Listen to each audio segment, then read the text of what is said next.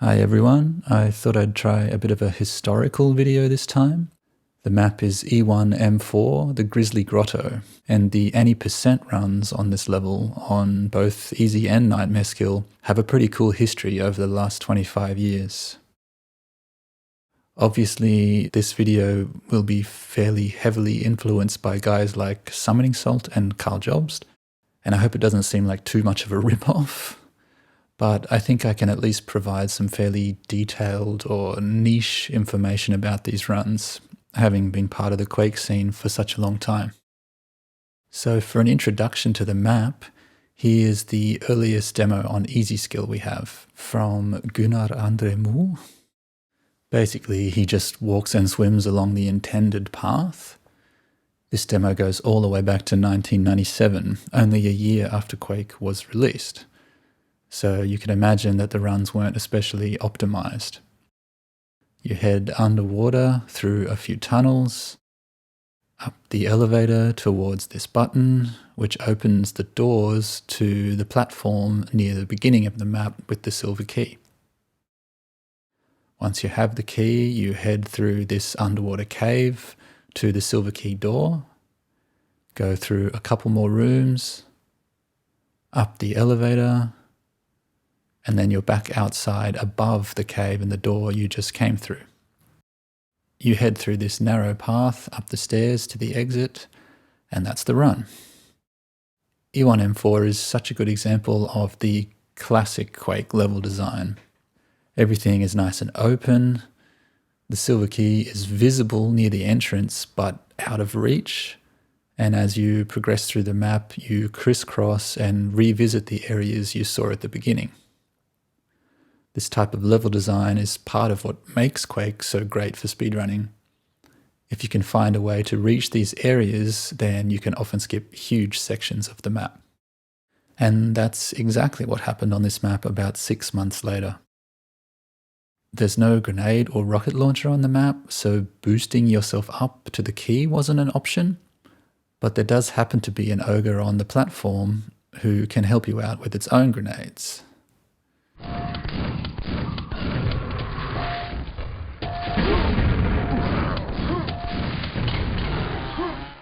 Gunnar had already done a much smaller ogre grenade jump on E1M6 around this time, so the concept wasn't completely new, but this is a much larger gap to jump and it's at an awkward angle. It turns out that the ogre's grenades don't quite have the range to reach you on the platform, but when they hit this slope in front of you, they will bounce almost directly up into the air.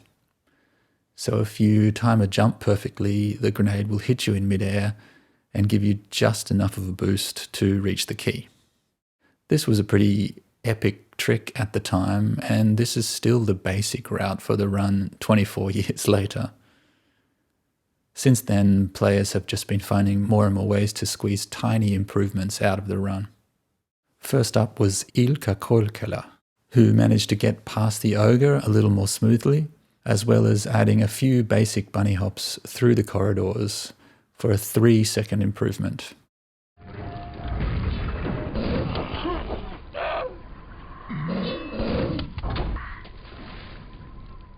He was still waiting for the ogre's third grenade shot before jumping though. So for the next improvement, Attila Ceanik managed to land it on the first try.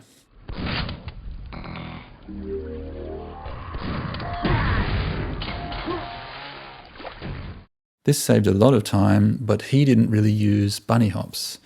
So Ilkka fought back by landing the ogre grenade jump on the first try, as well as improving the bunnies through the rest of the map. These 3 demos all happened within the space of a single month.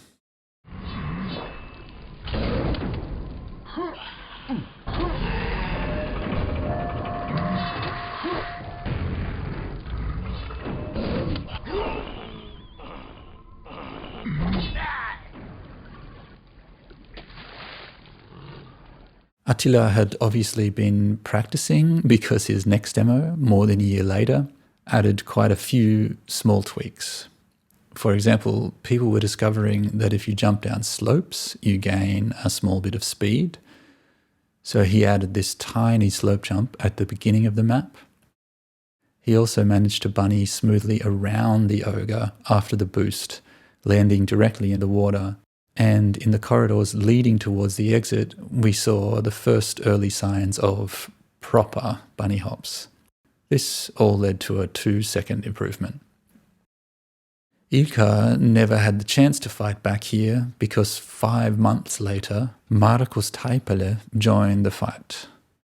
Markus was one of the best players in the late 90s and the early 2000s, and he was one of the first players to optimize certain id runs like E1M4 and E2M1. We say optimize, meaning that they almost definitely can't be broken by a full second, even if the decimals can go a lot lower. Markus managed to do something insane at the beginning of the run, and I still have no idea if it was intentional or not. After getting the first boost, the ogre threw another grenade, which gave him a second horizontal boost. The odds of this happening are just crazy low, and I suspect that it was just an accident. Unfortunately, Markus disappeared from the Quake scene a long time ago, so we can't ask him. But for the rest of the run, he did nice, smooth bunnies and overall better movement to save 1 additional second. All of these demos happened before I had ever heard of Quake speedrunning. 6 years later, in 2005, I managed to find a small optimization for the grenade jump. So far, everyone had always waited for the ogre to walk along the platform and throw the grenade straight towards the player. I figured out that if you get its attention early enough and stand at this exact spot, it will throw a grenade about a second faster through this small gap. That also meant that the grenade bounced at a very weird angle, so you had to jump quite early and hope that the angle worked out. The rest of the demo was basically the same as always, although even at the time, my bunnies weren't so great. This record stood for 15 years.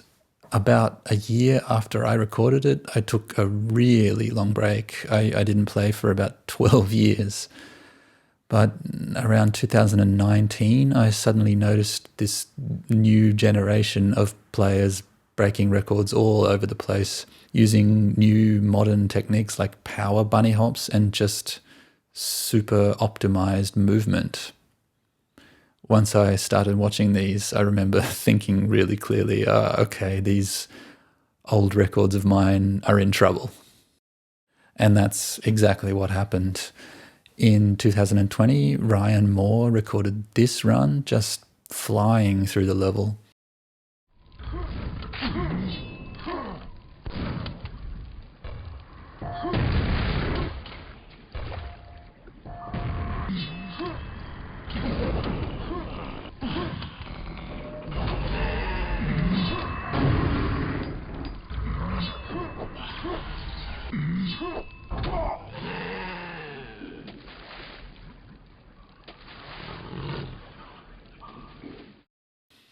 You can see lots of small movement tweaks after the jump.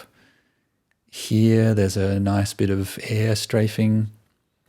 He reaches this elevator using 2 jumps instead of 3. Up here he lands on the first step instead of the ground. Here he takes a really fast and more direct line. And here at the end, he adds an extra bunny to the exit.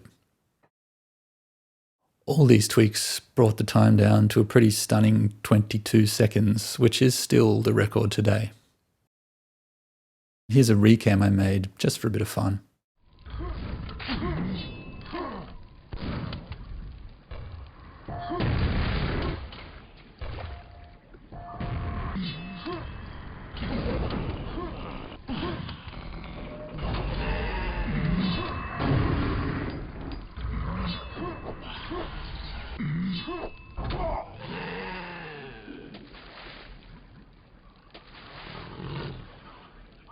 Just as a side note, I know for a fact that 21 seconds is possible on this map because I did it using save states. Ryan was a bit slow to get the ogre's attention at the very beginning. You can do that about 0.3 seconds faster.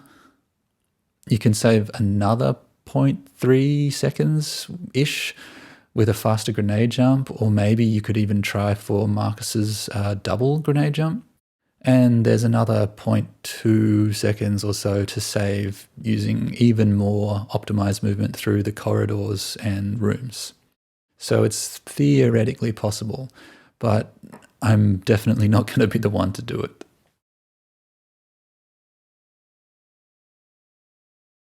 So that was the easy run, and now it's time for Nightmare Skill.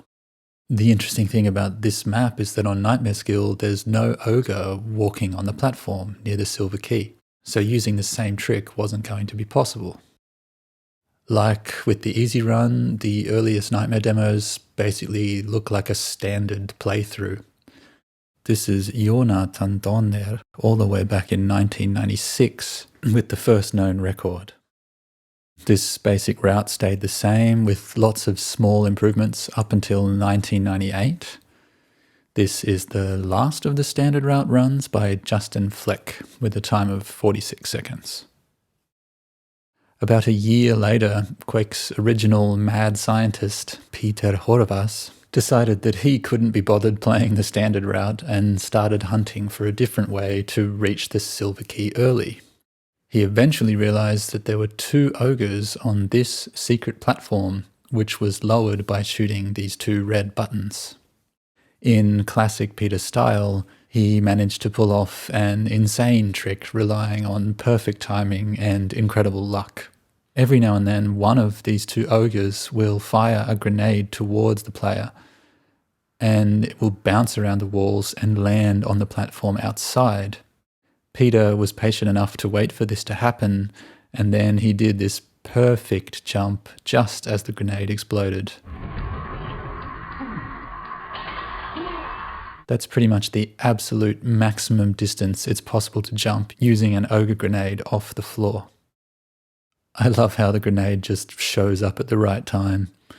Here it is from a different perspective so you can see what's going on. From there, it was just a matter of heading to the exit along the same path as in the easy skill run. But there was one additional problem on Nightmare Skill. Right at the very end of the map, you have this super tight hallway and these 2 ogres and a knight blocking your way. If you take the intended path, you pick up the super nail gun along the way, so you can just take out these ogres as you exit. But after doing the grenade jump skip, you only have the single shotgun, which takes 9 shots to kill an ogre. It turns out that if you manage to stun the first ogre and knock it down with your first shot, then you can squeeze past them and reach the exit, saving several seconds. But you only have about a 20% chance to knock it down. The rest of the time it stays put and the run is over. So Peter had to add these low odds to the run after doing the super difficult grenade jump. So that could have almost been the end of the story on E1M4, with runners then shaving a few more seconds over the years using Peter's route. Peter had definitely deserved some time to celebrate getting such an awesome run. He'd just destroyed the previous record by 16 seconds. But speedrunning can be fickle, and just 2 weeks after Peter's run, Ilka came out of nowhere with one of the most ridiculous tricks the game has ever seen.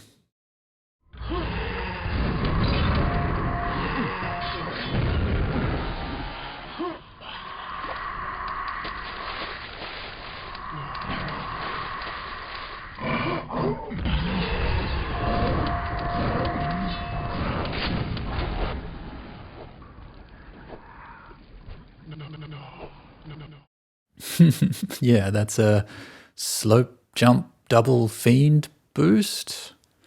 There's no real official name for it because it's completely unique to this map, and it meant that Ilka could smash Peter's record by another 11 seconds.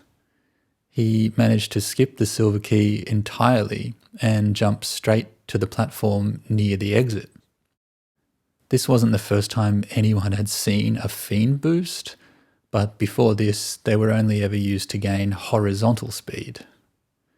So many things have to come together for this trick to work. First, you need to get a bunch of height using the slope jump. Then both Fiends have to wander around into the correct position at the same time, and then they have to both attack you at the same time. They can move in a bunch of different directions and they attack fairly randomly.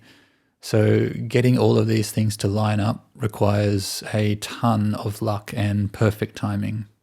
But if you do it right, then each Fiend's attack hits you at your feet in midair, and because they act like two walls on either side of the player, both damage boosts end up pushing the player straight up with the perfect amount of momentum to reach the top platform.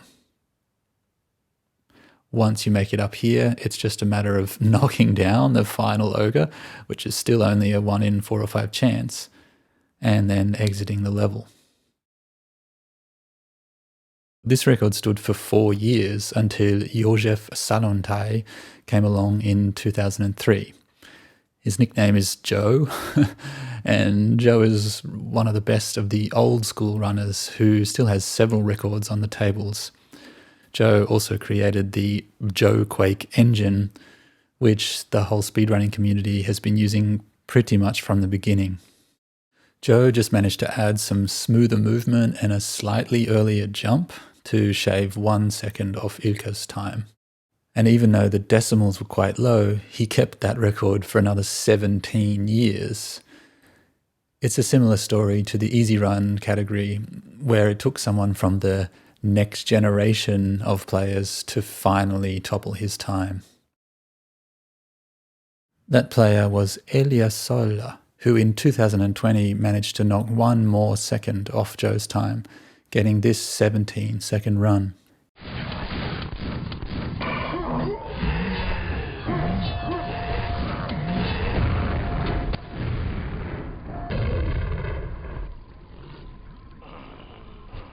He just used slightly faster movement overall, and he also managed a quicker Fiend boost by getting this Fiend's attention, shooting it while underwater.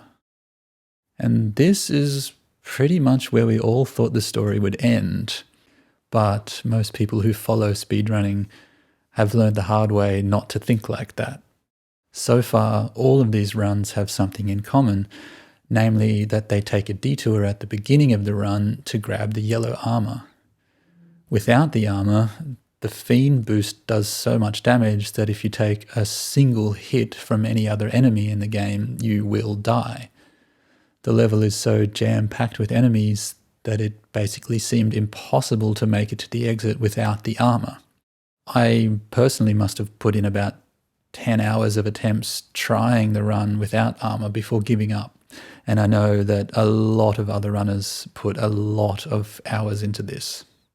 So we mentioned this to Elias, and just to add one final shock to the end of the story, on the same day that he recorded his 17-second run, he immediately turned around and recorded this demo.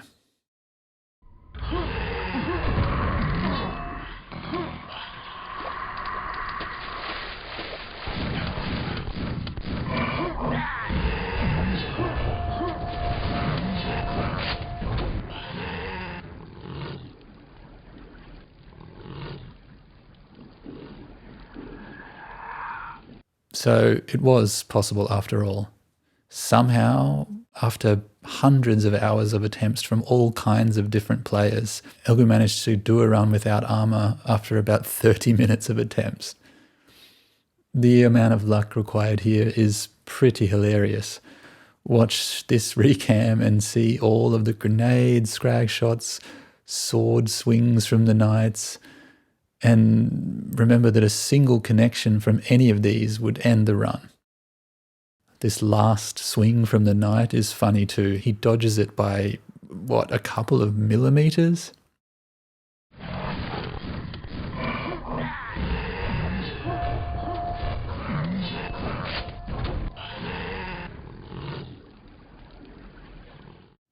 So that's E1M4 as it stands, with Ryan's 22-second easy run and Elias's 15-second nightmare run.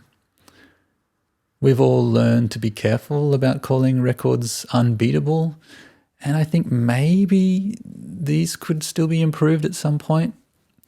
But I hope you enjoyed hearing about the history of the map and all the twists and turns these runs had along the way. Thanks for listening, and see you later.